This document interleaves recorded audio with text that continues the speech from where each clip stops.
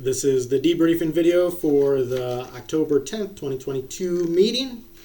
Call to order, invocation and pledge, roll call, approval of agenda, approval of past meeting minutes was different. We had to amend the part for the ZBA because the Planning Commission section had ended up in there twice, so the ZBA had been added. Treasurer's report, normal, paying the bills, fire department report, Planning Commission report had a decent amount on it. Then we had the annual audit presentation, and Eric went over all of the numbers. I included the entire amount of information in the reference packet for the month, plus the audit will be posted separately on the website, which hopefully we get done in the next few months, depending on when the ordinances get up. There was a question from the audience from Al Richards. He was asking about fiscal accountability, essentially. Who does Eric work for? So Eric works for Brickley DeYoung, which is a company. And then it's mandated by the state to have annual audits done of the municipalities.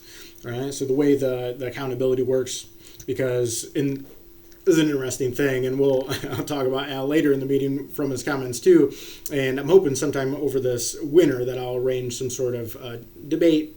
Probably we agree on a decent number of things, probably not too much of a debate, somewhat of a debate because we disagree in some areas too, and a conversation so I can go deeper into some of this, the political idea, the political theories, the philosophy that underlies all this, which is very important to understand, and obviously a very minor percentage of our population understands it.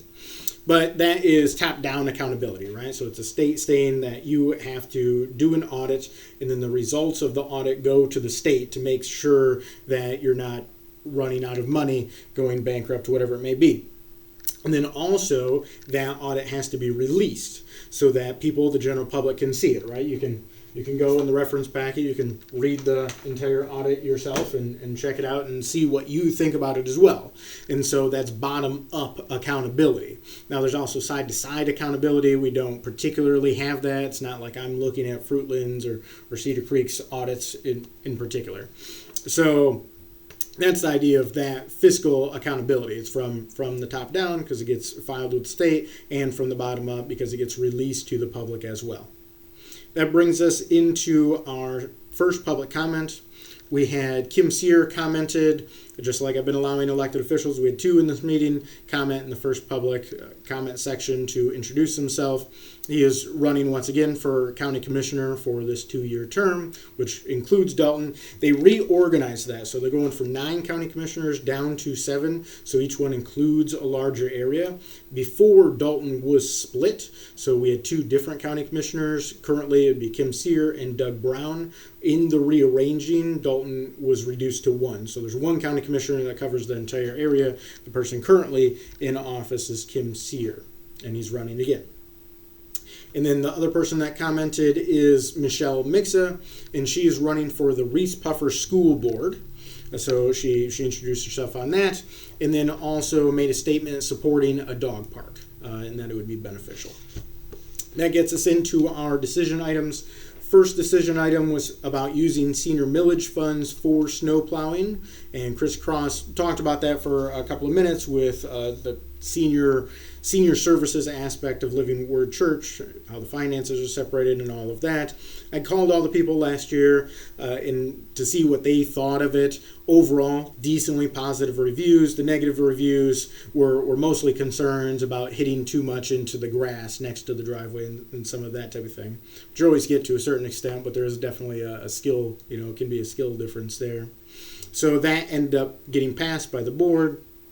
Next was having a credit card specifically for the head of maintenance. That passed as well. Next was selling the 1988 GMC Sierra. That passed with a minimum bid of $1,500, $1,500. The interlocking streetlight resolution and contract, that passed, so that should be able to move forward. And I try, after the meetings, even that night, I'm trying to get the video downloaded and posted on the website, and then I try to accomplish stuff then. And so I filed the information that we needed to file about the senior millage and talked with Tracy about following up with the minutes so we can get the credit card underway, and sent in the resolution and the contract to consumers about Interlochen Street Light District. So all of these are moving forward as well. Next, we have the Drexel and Putnam land sale proposal. This passed for a minimum bid of $11,000. And then the River Road land sale proposal, and this passed for a minimum bid of $11,000. And I voted no on these, and the board was more split because 2 other people voted no on the second one as well. And just, I'm a little uncomfortable with the process. I think it's a little odd, but it's reasonable, and the comparables aren't exact because the one is weird shaped and the one does sit low, so it's definitely, these are debatable things, and they are minimums, they're not an asking price, so there is a difference there. I would do it a little differently, but I'm glad that the board is moving forward with being able to do these projects, right? It's helped out the finances of the township an immense amount, helped us get the sewer finances back onto solid footing, right, for the first time since 2006. So it's been an important part of the process for sure. Next, we moved into our discussion items. We had water policy, where the part about the connection fees at the beginning was taken away, so we're back to the mandatory connections, some small adjustments there. Next, we talked about food sovereignty, and overall, the board was in favor of moving forward with that, and so I'll work on strengthening some of the sections that I thought were weak and adapting some of the sections. Comment from the public, Al had talked about the Severability Clause, or asked about it, and that is where a very normal thing to have in a law or into a contract that says if any part is ruled unconstitutional, illegal, unenforceable, whatever it may be, then it's just that part. Everything else remains in place. And he was advocating for removing that, so it's just an either-or position on the entire law. Next, we moved into our ARPA percentages, considering them as percentages, and people seem to like that, thinking about it in that way. There were a few different comments. Renee had made a comment about Catalpa Park looking well, job well done to maintenance, getting the equipment out there and everything. And then there were inquiries about the roof quotes, which, before the board hadn't come to a decision on. And, it could be that I should have just pushed that harder and just split the board vote. And I try not to do that, because what happens a lot of times on government boards is that if you push one divisive, controversial subject, and people vote opposite ways, and then they end up being resentful if it didn't go their way. And what a lot of times will happen moving forward is if one person's going to be for it, this other person is going to be against it to get back at them, right? Type of resentment thing. And so I've worked decently hard at trying to bring up issues over time, so people were expecting things coming. The discussion was allowed to happen, so the debate could occur in general, right, among the board, but also among the community. And that's why I like to put out information like this, so people can talk about it and decide, and some of that information can flow back to me and back to the township, and people can consider things. But with the roof being important and timely, I think it'd be reasonable to have it done before winter. It took a few months to collect quotes and get them in. Obviously, everyone won't quote a flat roof. Not everyone wants to work with the government. Very understandable, and because of this exact type of thing. And so I could have pushed that harder and just said, I could have done a motion and called for a vote and probably would have split the board, but we could be moving forward, with it as of now. There were inquiries into getting more quotes, but we already have 4 quotes, which someone said we only have 2 quotes. There were 3 quotes in the last packet, plus Christy was able to come up with another one, which we had for that meeting, just wasn't in the packet because we didn't have it by Wednesday. And so we have 4 quotes. It's a decent amount for a commercial flat roof on a government building.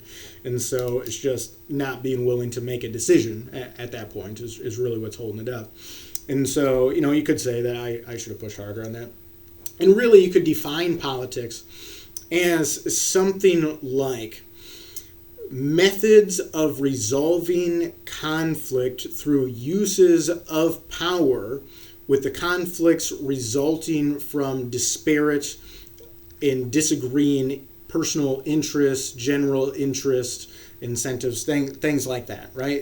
It's something to that effect. So it naturally has kind of this tearing asunder type of thing. But probably should have been a little more aggressive with that. So I reached out to the companies. I reached out to 3. Krista reached out to the 1 already yet today, getting word back. Can I, are you willing to do this in the winter? Would there be much of a price increase? What kind of price is it? Because obviously prices are changing like crazy now as well. And so we're getting word back on that. Should have it at the next meeting for a decision again. Then we had our second public and board comment. I talked about the railroad project. So the railroad project is interesting. The lines of communication, difficult. Railroads, difficult to deal with, obviously, and they don't communicate with me directly. And so we got word from the road commission that the railroad was planning on doing the project, which they've contracted out, right? So there's multiple steps of trying to figure out what's happening in this. They are planning on starting the project on Riley Thompson on the 7th of November, which is a significant issue, as Tracy, the clerk, brought up, because we have the election on the 8th. So it'd be a disaster to have this portion of road closed when people are trying to get to the election. We'd probably have to put people out to help direct traffic, say, yeah, the township is open, you just have to go around, something like that. I put in a request with the road commission for them to put in a request, which they have done with the railroad, to change that, because it'd be great if they could just start the Riley Thompson project on the 9th instead of the 7th. But they're also supposed to be doing Katy, so the idea is hopefully they would start Katy, the Katy crossing on the 7th, and then just wait to start the Riley Thompson one on the 9th. We do not have confirmation of that. I'm not certain that I'll have full confirmation of that, so we'll find out, but it certainly would work better to start a couple of days later. Next, we had William Scott. He was talking about near the section that he said he lives, on near East Daniels and Poppy Way. People go on those roads, which are public access, public right-of-ways, to get into the woods, and they dump things back there and do drugs and these types of things. And obviously that's been occurring for decades, generations. And so an issue, he inquired into having those blocked off. Because they're public rights-of-way, that's a difficulty. I communicated with the road commission about that today, and doesn't sound like a thing that's going to be pursued, because there are other pieces of property in there that have a right to be able to get to their property, and they bought it with that right-of-way in place. And so blocking off a right-of-way would be an odd thing to do. Next, we had Al Richards' comment on, he said Kim Sear had helped him get in contact with some people through the county, so he appreciated that. And he talked about sovereignty, and essentially he was getting into fiscal decentralization. Right? Decentralization can occur in one of 3 ways: delegation, or devolution, or deconcentration. Right? We'll, when I do a conversation or a debate or something like that, we'll get more into that. But this idea that you're getting funds from a higher, more centralized government, like we do with state revenue sharing, right? Which was in our last audit. I didn't work out the numbers in this audit, but in the last audit, it was 53% of the budget. Or from the ARPA funds, from the feds to the state to the township, and this type of thing, then you're answering to them in some way. And the state is set up as a unitary system, not even a federal system, obviously much less a confederate system. And so that is the way it works. And then he had criticized Kim at the meeting about the county board approving the raises. And then next, Kim Sear made a comment about that the newspaper article, which I didn't read the newspaper article, but apparently wasn't fully correct, and they're giving $5,000 raises in opposition, like the other option was to give 8% yearly raises in negotiations with the unions. So that's how that section went. And then next we had Rachel from the library, and she talked about the Mats bus are doing some some like test tours, something like that. And they will be stopping at the township as one of the stops. They're going to start at the library and the elementary on Friday at 11. They're going to stop at the township just a little after that time. They want us to come out and wave to them if they want to stop and have people come into the township. Then that would work out as well. They can, check out the boardroom, whatever it may be. They're also scheduling shots. The library schedules shots for flu and COVID and different things. And on October 28th from 6 to 7 p.m., they're having a trunk or treat there. And so people are welcome to pass out candy and obviously bring kids for the trunk or treating itself.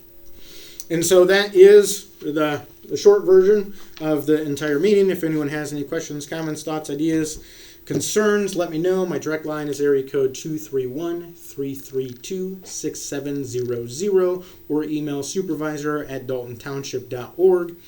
The new audiovisual system, the visual isn't exactly perfectly clear. It's not, in higher detail, and so I might have to work with that in the program, for local tech support. I kind of am it, so it's not it's not great tech support. But the audio did seem to work better, which I think is of a major concern because it has AI functioning on trying to get rid of background noise, which it seemed to do decently well on, but also detect when someone is speaking and everyone else is quiet to emphasize them, and to emphasize if multiple people are speaking, the person closer to a speaker. And so that seemed to work decently well. Especially at first, I had some odd points where it seemed like it would go like completely silent when no one was speaking, when there was no sound, because it was eliminating all the background noise. And so, but it seemed to also work that out. I'm decently skeptical of AI and artificial intelligence and these types of things. They seem to not be that intelligent often, but nevertheless, seem to work out decent. So I'll see if I can play with some of the parameters and dial it in even to a higher level. Nevertheless, I think it's easier for people to hear and listen to and understand, which is important. And so I hope people think that's decent as well. Feel free to reach out on what you think about it. I'm not sure how much maneuverability I'll have on it. Nevertheless, if there's anything else, feel free to reach out. Otherwise, this is Jeff Martin signing off.